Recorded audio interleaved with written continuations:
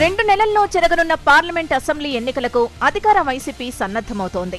ఇప్పటికే 50 assembly, 9 parliament నియోజకవర్గాలకు ఇన్ఛార్జీల్ని ప్రకటించారు. ప్రస్తుతం తాడేపల్లి పార్టీ కార్యాలయంలో 4వ జాబితా పైన కసరత్తు జరుగుతోంది. సామాజిక సమీకరణాన్ని పాటిస్తూ సర్వేల ఆధారంగా విజయావకాశాలున్న అభ్యర్థుల్ని ఎంపిక చేస్తున్నారు పార్టీ పెద్దలు.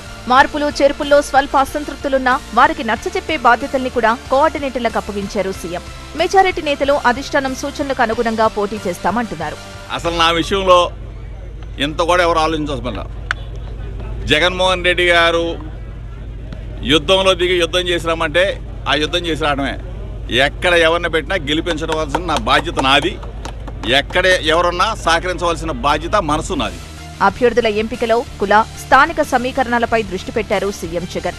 ప్రకటించిన 9 ఎంపీ సీట్లలో 6 బీసీలకు ఇవ్వడం ద్వారా పార్టీ వ్యూహాత్మకంగా వ్యవహరించింది.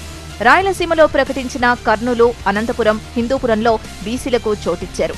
ఇక కోస్తాలోనూ ఏలూరు, శ్రీకాకుళం సీటు ఇవ్వడం ద్వారా బీసీలను ఆకట్టుకునే ప్రయత్నం చేశారు. అన్నిటికీ మించి చాలా కాలంగా నాన్ లోకల్ ముద్రున్న విశాఖపట్నం ఎంపీ సీటును ఉత్తరాంధ్ర సీనియర్ నేత బొత్స సతీమణి ఝాన్సీకి కేటాయించారు.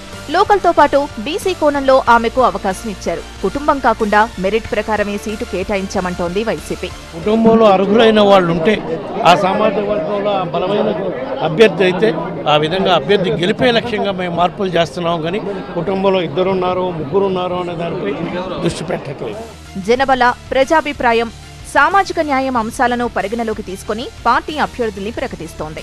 గతంలో అగ్రవర్ణాలు ప్రాతినిధ్యం వహించిన ఎమ్మిగనూరు వంటి సీట్లు కూడా బీసీలకు ఇవ్వడం ద్వారా వైసీపీ చేస్తున్న ప్రయత్నాలు ఆయా వర్గాల్ని ఆకట్టుకుంటాయా?